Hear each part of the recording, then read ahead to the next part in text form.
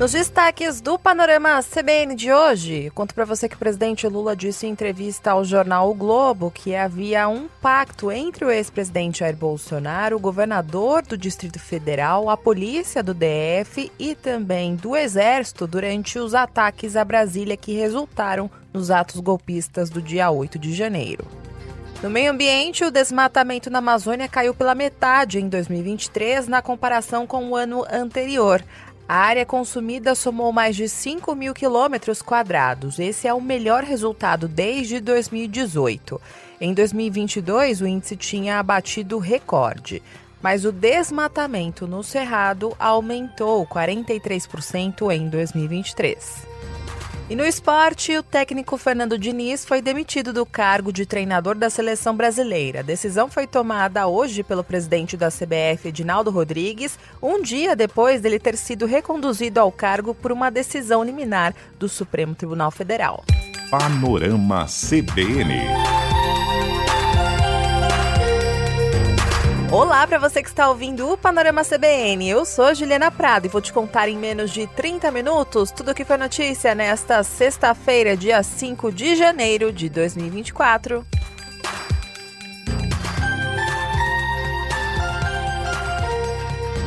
E eu começo esse episódio contando para você que esta semana se encerra em Brasília com muita movimentação nos bastidores, apesar do recesso, porque segunda-feira é dia 8 de janeiro, dia em que marca um ano dos atos golpistas. Como você está acompanhando aqui no Panorama CBN, vai ter uma cerimônia com várias autoridades para relembrar esta data e para reforçar a importância da nossa democracia. E a nossa repórter em Brasília, Gabriela Echenique, ela foi tentar adiantar o conteúdo dos discursos das autoridades. E ela descobriu que os presidentes dos três poderes vão reiterar a força das instituições, exaltar a democracia e defender mais uma vez a pacificação do país e a punição dos envolvidos.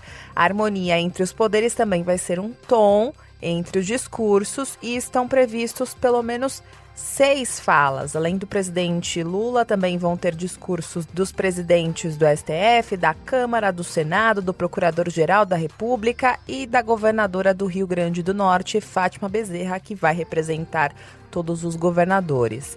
O nome do evento vai ser chamado de Democracia Inabalada e esse ato tem sido coordenado pessoalmente pelo presidente Lula, que além de convidar algumas autoridades, ele determinou que todos os ministros do governo estejam presentes. Além de defender a democracia, o presidente da República também vai reforçar a punição dos golpistas durante o discurso. A união e a harmonia entre os poderes também estará presente nas falas das autoridades, como por exemplo na fala do presidente do Tribunal Superior Eleitoral, ministro Luiz Roberto Barroso, que deve adotar um tom mais enfático de repúdio aos ataques. Ao comentar a depredação dos prédios, o ministro Luiz Roberto Barroso deve dizer que não é possível minimizar o que aconteceu, mas que os ataques mostraram a capacidade de reação das instituições e também do fortalecimento da democracia. Mas o discurso mais esperado mesmo é do presidente do Tribunal Superior Eleitoral, ministro Alexandre de Moraes, porque ele é relator dos inquéritos que investigam os golpistas. Ele está trabalhando nesse texto há alguns dias e o texto deve ser curto, objetivo, mas duro contra os ataques, como sempre, né? Esse aí é um tom padrão do ministro Alexandre de Moraes em todos os discursos. Ele é mais didático nesse sentido. No evento, as autoridades também vão pontuar a defesa da Constituição. Durante o ato, vai ter a restituição simbólica de um exemplar da Constituição Federal que foi furtado pelos golpistas e que foi recuperado depois. Inclusive, este exemplar está disponível para visitação pública lá no Museu do STF, que fica dentro lá do prédio do Supremo. Recomendo muito a visita se você estiver em Brasília, porque também tem um espaço onde os objetos que foram depredados estão expostos, né, para que nunca seja esquecido esse dia 8 de janeiro. A Gabi Echenique também apurou que o presidente da República espera um ato cheio, com centenas de convidados, mas da parte dos governadores deve ser mais esvaziado, porque os aliados do ex-presidente Jair Bolsonaro, por exemplo, já afirmaram que têm compromissos no dia ou estarão de férias fora do Brasil, como, por exemplo, o governador do Distrito Federal, Ibanez Rocha. Quem vai falar em nome aí dos 27 governadores é a governadora do Rio Grande do Norte, Fátima Bezerra. Além da defesa da pacificação do país, ela deve fazer uma crítica mais direta aos golpistas e pontuar a união dos governadores em favor da democracia.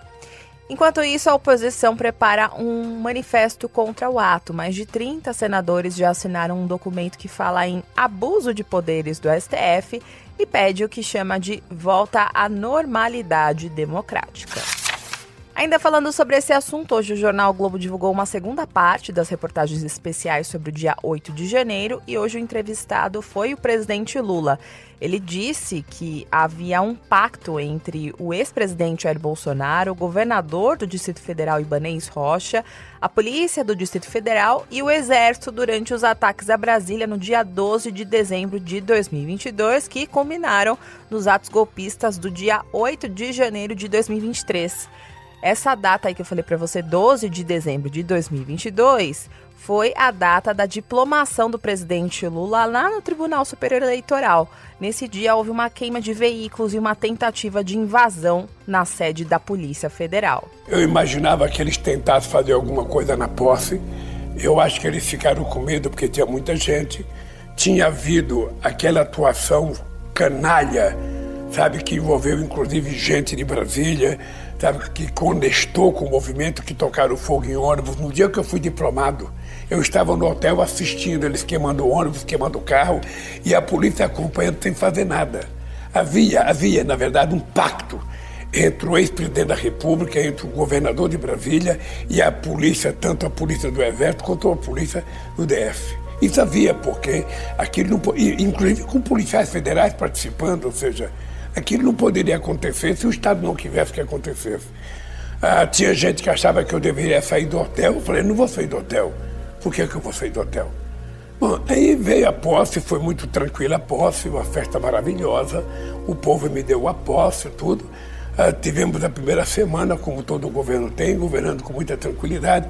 A atuação de militares e integrantes da Polícia Militar do DF nessa trama golpista está sendo investigada. A Procuradoria-Geral da República apresentou uma denúncia contra 7 integrantes da PM. Eles estão presos preventivamente. Durante a entrevista ao jornal O Globo, o presidente Lula recordou os primeiros dias do terceiro mandato. Ele revelou um incômodo com os acampamentos que persistiram em frente aos quartéis e disse que antes de viajar para Araraquara, no interior de São Paulo, onde ele tinha uma agenda e que foi a data do ataque, ele disse que conversou com o ministro da Defesa, José Múcio, e disse que não recebeu as informações corretas sobre o risco dos ataques. Eu estava um pouco incomodado com as manifestações na porta do quartel. Eu, antes de viajar para São Paulo, conversei com o ministro Múcio. Ele disse que estava tranquilo e que as pessoas iam se afastar, que ele tinha conversado com o ministro e que as pessoas iam sair. Então eu viajei tranquilo. Eu, sinceramente, não me passava pela cabeça que eu ia ser pego de surpresa no domingo com aquela manifestação. Eu, sinceramente, não tive as informações corretas de que tinha possibilidade de acontecer aquilo. O que eu tinha de informação é que os acampamentos estavam acabando. Mas depois eu fiquei sabendo que durante o sábado começou a chegar gente de ônibus nos acampamentos. Mas eu não imaginei que pudesse chegar a invasão aqui, não imaginei. Bom, lembrando aqui, durante os ataques à sede dos 3 poderes em Brasília, Lula estava em Araraquara, interior de São Paulo, visitando a cidade que havia sofrido com estragos de uma tempestade, e foi lá na sede da prefeitura, que é comandada por Edinho Silva, um aliado histórico do presidente Lula, inclusive foi ministro do governo Dilma Rousseff. Foi lá nesse local, lá na prefeitura de Araraquara, que o Lula traçou a estratégia de reação do governo federal. Lá da prefeitura, Lula falou com auxiliares, ministros e integrantes do Supremo. E à noite, Lula retornou a Brasília e visitou o Palácio do Planalto para ver os estragos bem de perto. Por fim, na entrevista, o presidente avaliou que os ataques do dia 8 de janeiro devem servir de exemplo para as pessoas levarem a sério a democracia. Eu espero que o que aconteceu sirva como exemplo para as pessoas que estão nos ouvindo, para as pessoas que viveram isso, de que nós precisamos levar muito a sério o significado da palavra democracia. Democracia é o direito da gente divergir, é o direito da gente discordar, é o direito da gente fazer o que a gente quer, desde que a gente respeita os direitos dos outros e desde que a gente respeita as instituições que nós criamos para garantir a própria democracia. Mudando de assunto, vou falar de meio ambiente agora, porque o desmatamento na Amazônia caiu pela metade em 2023 na comparação com o ano anterior.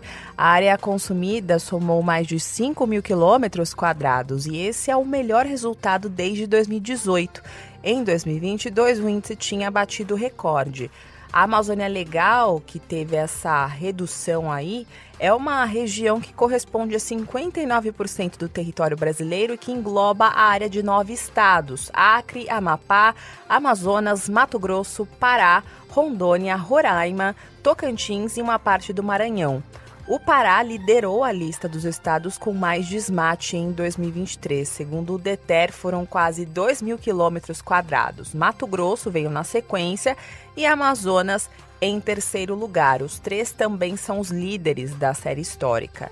A coordenadora de políticas públicas do Observatório do Clima, Sueli Araújo, explicou aqui para a reportagem da CBN o que pode ter levado a essa redução nos dados. A redução dos alertas de desmatamento da Amazônia em volume significativo é explicada sobretudo pelo comando e controle, pela atuação do IBAMA em campo e também em operações remotas. O IBAMA aumentou o número de autos de infração, aumentou o valor das multas aplicadas, aumentou o número de bens apreendidos pela fiscalização, tanto instrumentos quanto produtos do crime. Tudo isso impõe um quadro de dissuasão que é muito importante para explicar essa redução.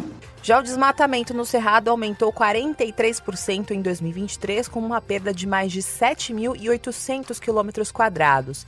Esse é o maior número da série histórica do sistema DETER, que é do Instituto Nacional de Pesquisas Espaciais, o INPE. Segundo o Instituto, Maranhão foi o estado que teve a maior área de vegetação nativa suprimida, 1.765 quilômetros quadrados, seguido por Bahia, Tocantins e Piauí. Isso aí é muito preocupante porque a manutenção do cerrado é condição para a distribuição da água pelo país. Para você ter uma ideia, o bioma, por ter o solo mais alto, absorve a umidade e leva a água para 8 das 12 bacias importantes para o consumo de água e geração de energia no país. Em meio a essa divulgação desses dados, mais de 600 servidores do Instituto Chico Mendes de Conservação da Biodiversidade, o ICMBio, aderiram à paralisação de atividades que já estavam ocorrendo no IBAMA. Uma assembleia da categoria decidiu, na noite de ontem, intensificar as ações de mobilização, o que afeta atividades de campo e vai acarretar no fechamento de parques nacionais e de centros de pesquisa e conservação ambiental. Segundo a entidade que representa os servidores ambientais, a adesão à paralisação já chega a cerca de 2 mil servidores, somados IBAMA e agora ICMBio, o que afeta as atividades de campo, incluindo a fiscalização, vistorias e pesquisas, até que o governo federal apresente uma resposta às reivindicações da categoria. Dessa forma, além do fechamento de parques e de centros de pesquisa, como os que monitoram cavernas e o Parque Nacional Marinho dos Abrolhos, na Bahia, obras do PAC, que dependem de licenciamento ambiental, também serão afetadas pela paralisação dos agentes. A partir da próxima semana, assembleias nos estados vão decidir as atividades afetadas pela intensificação do movimento. Ainda não há uma decisão por greve geral, mas os servidores de campo, como funcionamento de parques, combate ao desmatamento e incêndios florestais e também liberação de licenças ambientais para obras, serão certamente afetados. Os servidores da área ambiental cobram do governo uma resposta à proposta de reestruturação da carreira. A SEMA Nacional, que é a entidade que representa as carreiras, reclama que desde maio do ano passado as negociações pouco andaram e desde outubro não há novas reuniões com o Ministério da Gestão. O presidente da ACEMA Nacional, Cleberson Zavascki, disse para o nosso repórter Felipe Igreja, em Brasília, que além do descaso com as propostas de melhoria nas condições de trabalho, os órgãos sofrem com falta de servidores no quadro. Então, hoje, o foco central dos servidores federais da área ambiental é a reestruturação de carreira, criação de condições de trabalho para que os servidores que estão em locais de difícil lotação, no interior da Amazônia, combatendo ilícitos ambientais, combatendo garimpo, combatendo infrações, mas também fazendo atividades de risco, possam receber a gratificação por estar nessa condição, onde os servidores estão constantemente em risco e não recebem nada por isso. Não tem material humano, o licenciamento ambiental hoje tem cerca de 200 servidores para tocar só na questão das obras prioritárias do governo do PAC, em torno de 3 mil empreendimentos de licenciamento ambiental. E é complexo, porque são vistorias, tem audiências públicas que tem que estar em campo. Ainda segundo dados da associação que representa os servidores, cerca de 45% dos cargos do Ministério do Meio Ambiente, IBAMA, ICMBio e Serviço Florestal Brasileiro estão desocupados. Apesar do anúncio de concursos públicos pelo governo federal, a área ambiental foi atendida apenas com provas para preencher 98 vagas no Ministério do Meio Ambiente, o que as categorias consideram insuficiente para resolver os problemas e a falta de pessoal. Aqui em São Paulo, depois de toda a repercussão negativa sobre a CPI da Câmara dos Vereadores que pretendia investigar o padre Júlio Lancelotti e também ONGs que atuam na região da Cracolândia, no centro da capital paulista, hoje mais 3 vereadores retiraram o apoio à abertura dessa CPI. Com as desistências de hoje, chega a 7 o número de vereadores que não concordam com a instauração da comissão. E agora, o requerimento que tinha 25 assinaturas conta apenas com o apoio de 18 vereadores, número muito inferior ao mínimo necessário para colocar o projeto em votação na Câmara. Nesta sexta-feira, os vereadores Nunes Peixoto, do MDB, João Jorge, que é o atual vice-presidente da Câmara, e Beto, do Social, ambos do PSDB, disseram que retiraram o apoio à instalação da comissão. Ontem já haviam retirado o apoio os vereadores Tami Miranda, do PL, Chechel Trípoli, do PSDB, Sandra Tadeu, do União Brasil e Sidney Cruz, do Solidariedade. A autoria da CPI, que pretende investigar essa atuação aí de ONGs na Cracolândia, lá no centro de São Paulo, é do vereador Rubinho Nunes, do União Brasil. Mas o documento não cita o nome do padre Júlio, que causou a retirada de apoio de vereadores que assinaram aí pela abertura da CPI. Eles se dizem enganados e surpresos com o direcionamento que o caso tomou. O autor dessa proposta disse em nota que vai dar continuidade ao pedido de investigação e minimizou a retirada dos nomes, dizendo que outros colegas querem participar. Diversas entidades e personalidades têm manifestado apoio ao padre Júlio Lancelotti nas redes sociais e nesta sexta-feira o arcebispo de São Paulo, Dom Odilo Scherer, fez uma postagem sobre essa polêmica.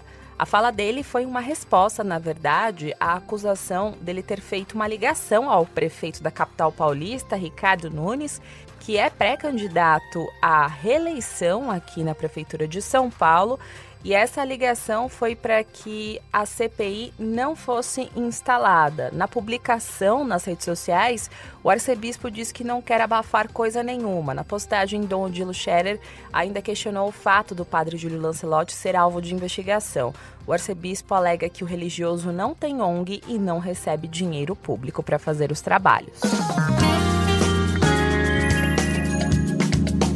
Na economia, vou contar para você como foi o fechamento do mercado financeiro hoje. A Bolsa de Valores de São Paulo encerrou o dia de hoje em alta de 0,4% aos 131.755 pontos.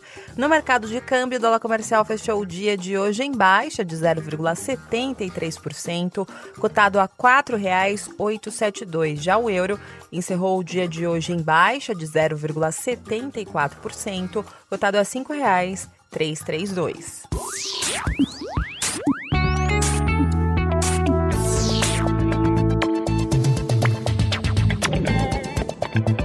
no mundo da tecnologia, mais um banco aderiu ao programa Celular Seguro. O banco é o C6 Bank.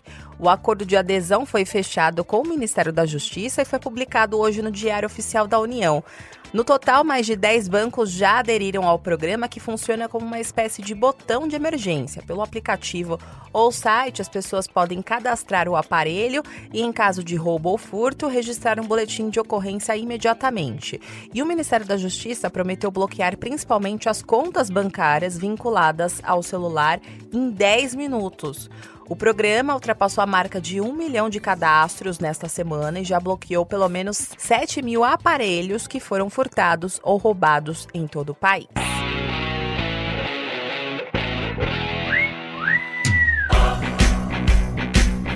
No esporte, o técnico Fernando Diniz foi demitido hoje do cargo de treinador da seleção brasileira. Eu disse do cargo da seleção porque ele tem outro cargo, né? Ele tem 2 empregos. Ele continua como técnico do Fluminense, que fique bem claro. Essa decisão aí da demissão dele do comando da seleção brasileira foi tomada hoje pelo presidente da CBF, Edinaldo Rodrigues, um dia depois dele ter sido reconduzido ao cargo por uma decisão liminar do Supremo Tribunal Federal. Edinaldo Rodrigues comunicou essa decisão aí de demissão do Fernando Diniz a Mário Bittencourt, que é presidente do Fluminense, clube que emprega Fernando Diniz. O dirigente do Fluminense, então, informou ao Diniz a demissão. A passagem aí do técnico Fernando Diniz pela seleção brasileira durou 6 jogos, todos pelas eliminatórias para a Copa do Mundo de 2026. O Brasil teve vitórias sobre Bolívia e Peru, empatou com a Venezuela e sofreu derrotas para o Uruguai, Colômbia e Argentina. Diniz foi contratado para dirigir a seleção brasileira por 1 ano. O plano de Edinaldo Rodrigues era que, na verdade, o técnico do Fluminense ficasse no cargo até a chegada de Carlo Ancelotti em junho de 2024. Mas o italiano acabou renovando no final do ano passado com o Real Madrid. E hoje, em seu retorno à CBF, Edinaldo Rodrigues decidiu encerrar imediatamente a passagem de Fernando Diniz pelo cargo.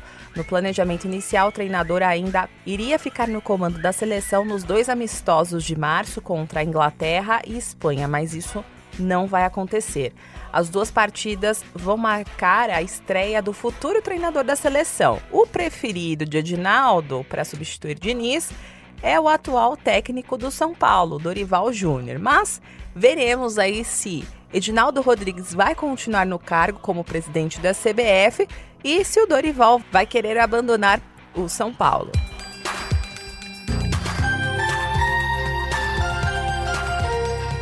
E para fechar, vamos saber o que aconteceu nas terras de Odorico Paraguaçu nesta semana?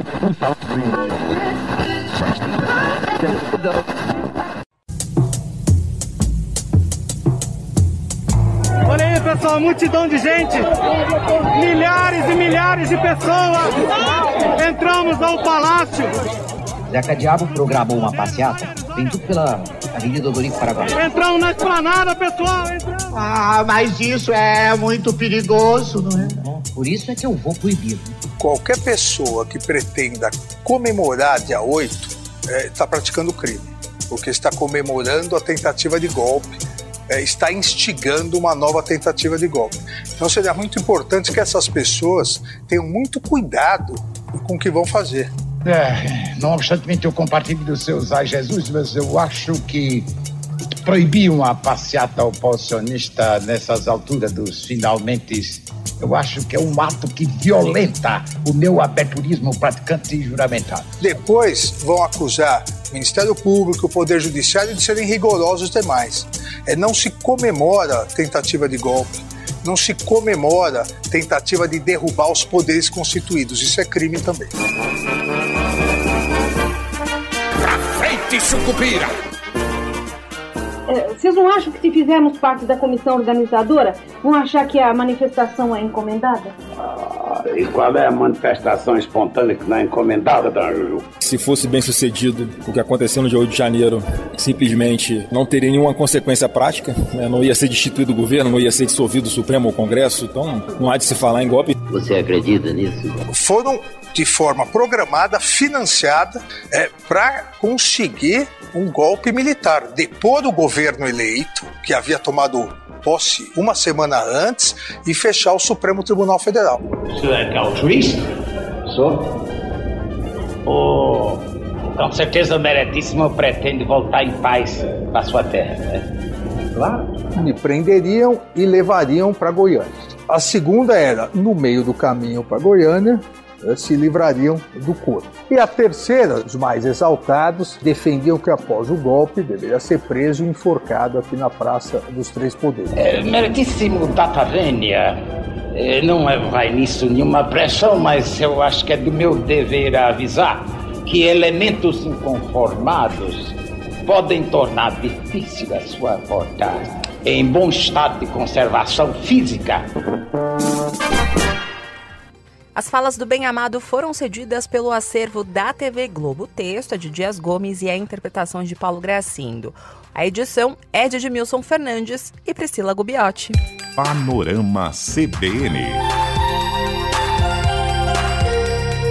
Agora, eu vou indo nessa. Muito obrigada pela companhia de hoje. O roteiro e a produção deste episódio foram feitos por mim e a sonorização é do Anderson Wendel, o Tico. E você pode me encontrar lá nas redes sociais, no @Juliana_Deprado no Twitter e no Insta é só procurar por @JulianaDeprado. Tem também o e-mail, que é o juliana.prado@cbn.com.br. Não se esqueça que na segunda-feira tem a edição da manhã do Panorama CBN a partir das 7 horas da manhã com a Bianca Santos. Combinado? Beijos pra você, bom final de semana, bom descanso e até segunda.